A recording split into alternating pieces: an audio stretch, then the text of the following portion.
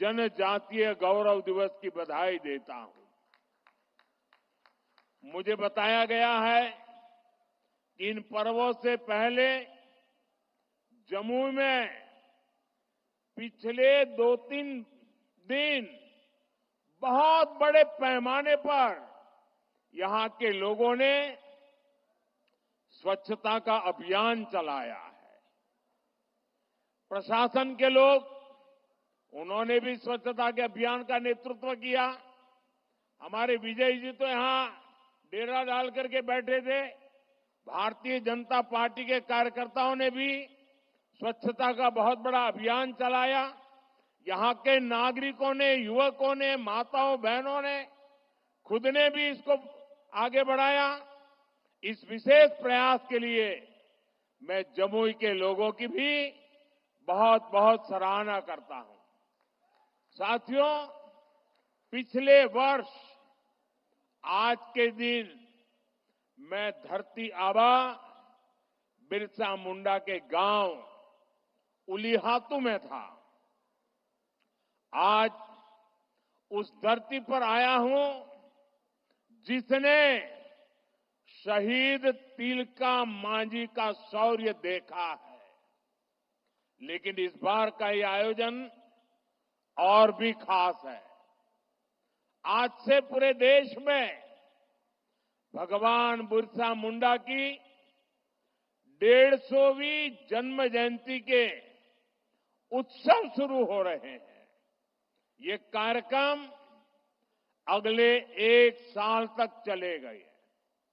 मुझे खुशी है कि आज देश के सैकड़ों जिलों के करीब 1 करोड़ लोग, जरा जमुई के लोग गर्व करिए, ये जमुई के लोगों के लिए गर्व का दिन है।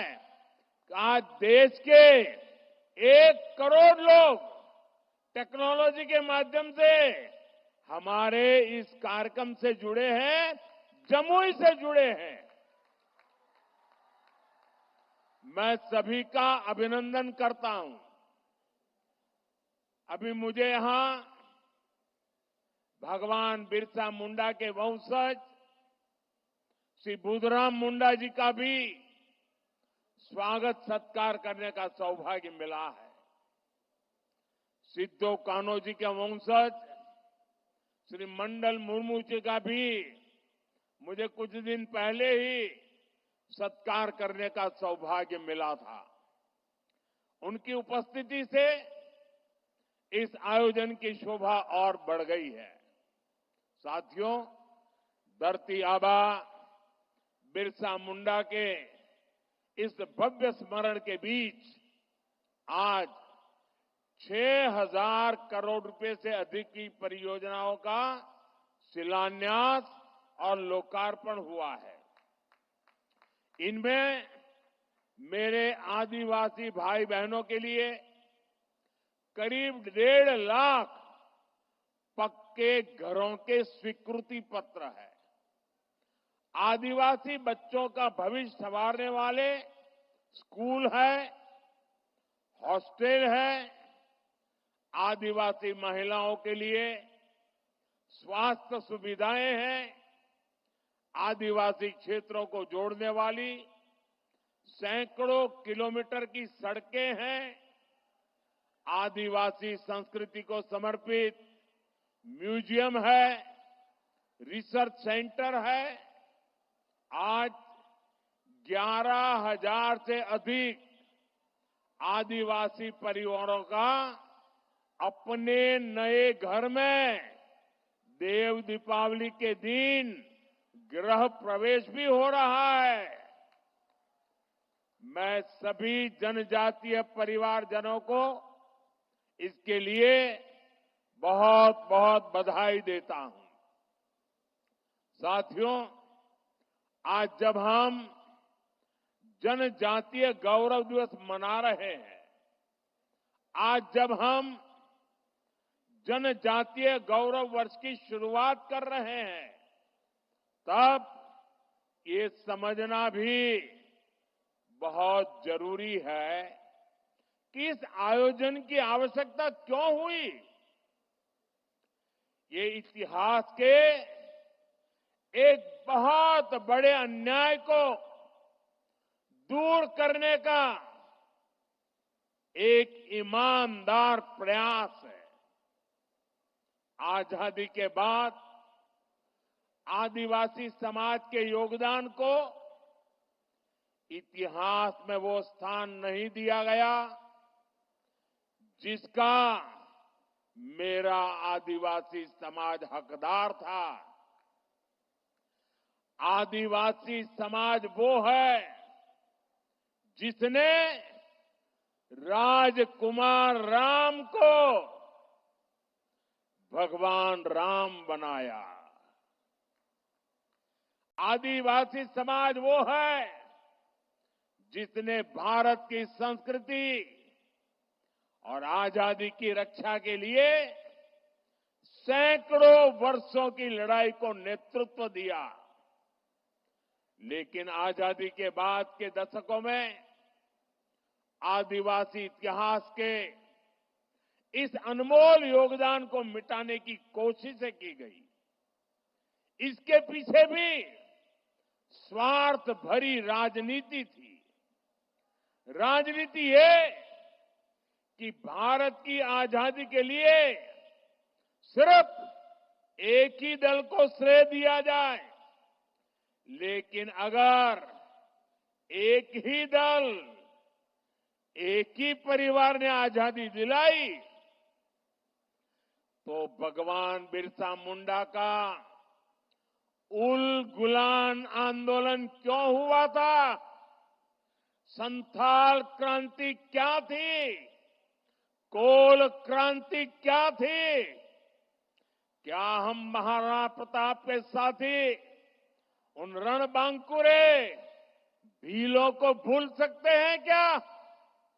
कौन भूल सकता है सह्याद्री के घने जंगलों में छत्रपति शिवाजी महाराज को ताकत देने वाले जनजातीय भाई बहनों को? कौन भूल सकता है अल्लूरी सीताराम राजू जी के नेतृत्व में आदिवासियों द्वारा की गई भारत माता की सेवा को? तिलका मांझी, सिद्धू कान्हो, बुधू भगत, तीरथ सिंह, तेलंखरिया, गोविंद गुरु, तेलंगाना के रामजी गौंड, एमपी के बादल भोई, राजा शंकर शाह, कुंवर रघुनाथ शाह, मैं कितने ही नाम लूं। टंट्या भील, नीलांबर पीतांबर, वीर नारायण सिंह, दिवा किशुन सोरेन, जात्रा भगत, लक्ष्मण नाइक, मिजोरम की महान स्वतंत्रता सेनानी रोपुई लियानी जी, राजमोहिनी देवी, रानी गाइडिनल्यू, वीर बालिका कालीबाई, गोंडवाना की रानी दुर्गावती, ऐसे असंख्य असंख्य मेरे आदिवासी, मेरे जनजातीय शूरवीरों को कोई भुला सकता है क्या? मानगढ़ में अंग्रेजों ने जो नरसंहार किया था, हजारों मेरे आदिवासी भाई बहनों को मौत के घाट उतार दिया गया था, क्या हम उसे भूल सकते हैं? साथियों, संस्कृति हो या फिर सामाजिक न्याय, आज की ये एनडीए सरकार का मानस कुछ अलग ही है। मैं इसे भाजपा ही नहीं बल्कि एनडीए का सौभाग्य मानता हूं कि हमें द्रौपदी मुर्मू जी को राष्ट्रपति बनाने का अवसर मिला। वो देश की पहली आदिवासी राष्ट्रपति है। मुझे याद है जब एनडीए ने द्रौपदी मुर्मू जी का राष्ट्रपति का उम्मीदवार बनाना तय किया तो हमारे नीतीश बाबू ने पूरे देश के लोगों को अपील की थी कि द्रौपदी मुर्मू जी को भारी मतों से जिताना चाहिए। आज जिस पीएम जनमन योजना के तहत अनेक काम शुरू हुए हैं, उसका श्रेय भी राष्ट्रपति द्रौपदी मुर्मू जी को ही जाता है। जब वो झारखंड की राज्यपाल थी और फिर जब वो राष्ट्रपति बनी तो अक्सर मुझसे आदिवासियों में भी अति पिछड़ी आदिवासी जनजातियों का जिक्र किया करती थी। इन अति पिछड़ी आदिवासी जनजातियों की पहले की सरकारों ने कोई परवाह ही नहीं की थी। इनके जीवन से मुश्किलें कम करने के लिए ही 24,000 करोड़ रुपए की पीएम जनमन योजना शुरू की गई। पीएम जनमन योजना से देश की सबसे पिछड़ी जनजातियों की बस्तियों का विकास, श्वेत एंड फोक मेडिसिन रिसर्च को अपग्रेड किया गया है। WHO का global centre for traditional medicine भी भारत में बन रहा है। इससे भी भारत के आदिवासियों की परंपरागत चिकित्सा पद्धति देश दुनिया तक पहुंचेगी। साथियों, जनजातीय समाज की पढ़ाई, कमाई और दवाई, इस पर हमारी सरकार का बहुत जोर है। आज डॉक्टरी हो, इंजीनियरिंग हो, सेना हो, एरोप्लेन पायलट हो, हर प्रोफेशन में आदिवासी बेटे बेटियां आगे आ रहे हैं। ये सब इसलिए हो रहा है क्योंकि बीते दशक में स्कूल से लेकर उच्च शिक्षा तक आदिवासी क्षेत्रों में बेहतर संभावनाएं बनी है। आजादी के 6-7 दशक बाद भी देश में एक ही सेंट्रल ट्राइबल यूनिवर्सिटी थी। बीते 10 सालों में एनडीए ने, इस सरकार ने 2 नई सेंट्रल ट्राइबल यूनिवर्सिटी देश को दी है। इन वर्षों में अनेक डिग्री कॉलेज, अनेक इंजीनियरिंग कॉलेज, दर्जनों आईटीआई आदिवासी बाहुल्य जिलों में बने हैं। बीते 10 साल में आदिवासी जिलों में 30 नए मेडिकल कॉलेज भी बने हैं और कई मेडिकल कॉलेज पर काम जारी है। यहां जमुई में भी नया मेडिकल कॉलेज बन रहा है। हम देश भर में 700 से अधिक एकलव्य स्कूलों का एक मजबूत नेटवर्क भी बना रहे हैं। साथियों, मेडिकल, इंजीनियरिंग और टेक्निकल शिक्षा में आदिवासी समाज के सामने भाषा की भी एक बहुत बड़ी समस्या रही है। हमारी सरकार ने मातृभाषा में परीक्षा के विकल्प दिए हैं। इन फैसलों ने आदिवासी समाज के बच्चों को नया हौसला दिया है, उनके सपनों को नए पंख लगाए हैं। साथियों, बीते 10 साल में आदिवासी नौजवानों ने स्पोर्ट्स में भी, खेलकूद में भी कमाल किया है। इंटरनेशनल टूर्नामेंट में भारत के लिए मेडल जीतने वालों में ट्राइबल खिलाड़ियों का बहुत बड़ा योगदान है। आदिवासी युवाओं की इस प्रतिभा को देखते हुए जनजातीय क्षेत्रों में खेल सुविधाओं का विस्तार किया जा रहा है। खेलो इंडिया अभियान के तहत आधुनिक मैदान, स्पोर्ट्स कॉम्प्लेक्स आदिवासी बाहुल जिलों में बनाए जा रहे हैं। भारत की पहली नेशनल स्पोर्ट्स यूनिवर्सिटी भी मणिपुर में बनाई गई है। साथियों, आजादी के बाद 70 साल तक हमारे देश में बांध से जुड़े कानून बहुत सख्त थे। इससे आदिवासी समाज सबसे ज्यादा परेशान था। हमारी सरकार ने बांस काटने से जुड़े कानूनों को सरल किया।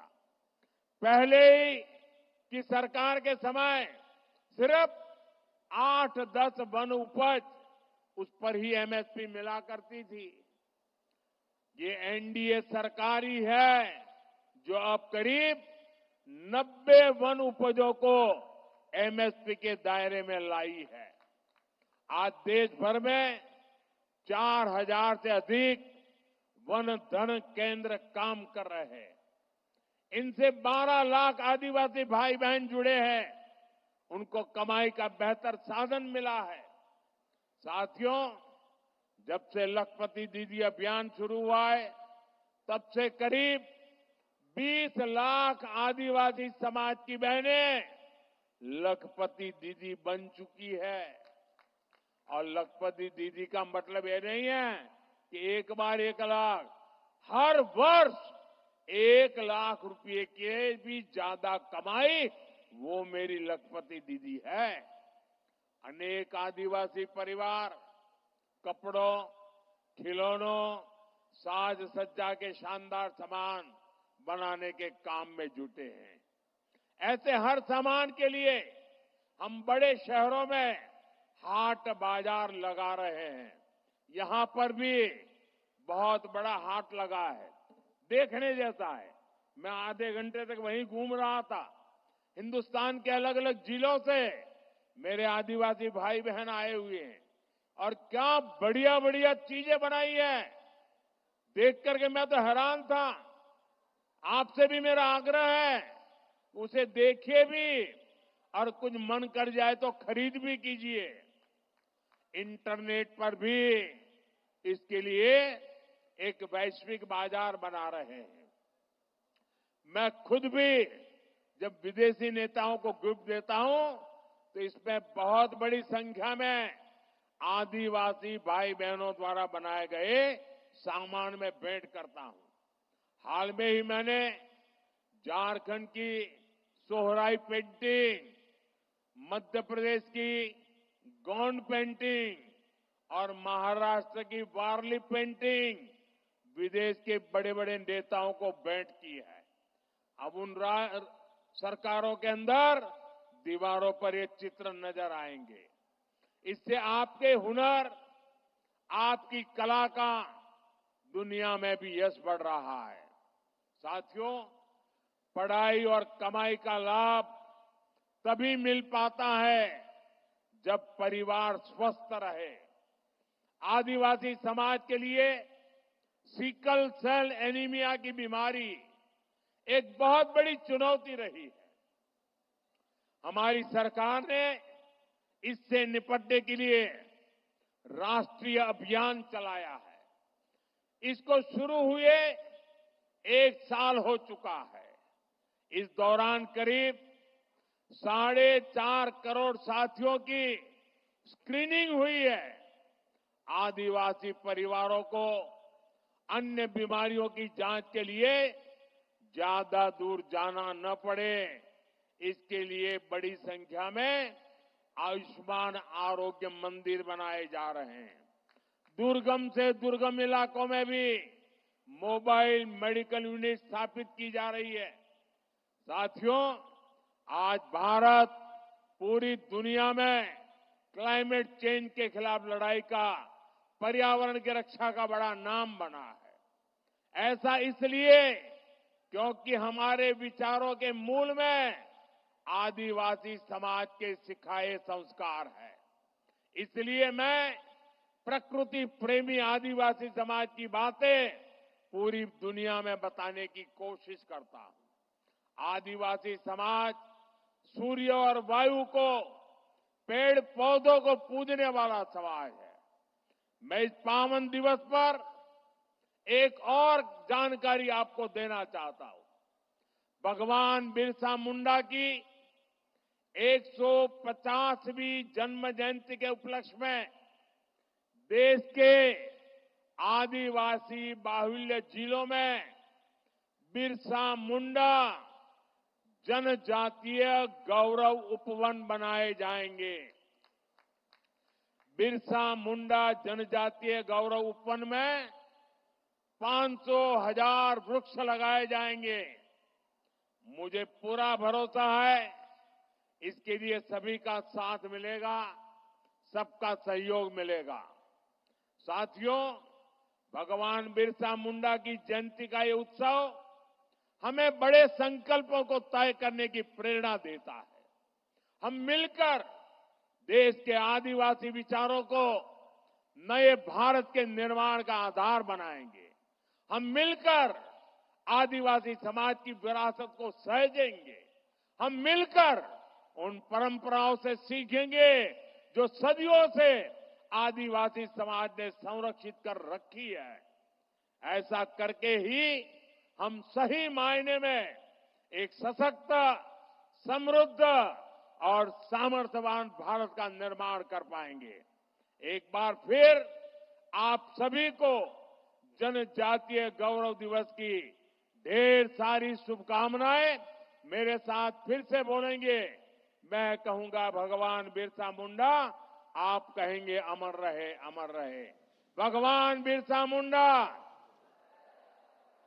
भगवान बिरसा मुंडा,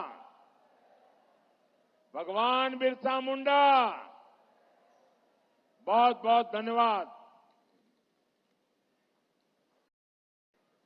बहुत बहुत आभार माननीय प्रधानमंत्री महोदय का। आइए हम सब अपने स्थान पर खड़े होकर करतल ध्वनि के साथ माननीय प्रधानमंत्री महोदय के प्रति कृतज्ञता व्यक्त करें, उनका आभार व्यक्त करें, जिन्होंने देश का नेतृत्व इस रूप में किया कि आज पूरी दुनिया भारत के इस गौरव को निहार रही है, आशा भरी दृष्टि से देख रही है। इस देश का हर वासी, चाहे वो जनजातीय वर्गों से हो, अनुसूचित जातियों से हो या हमारे पिछड़े वर्गों से, गरीब परिवारों से हो, सभी को एक विश्वास है कि आज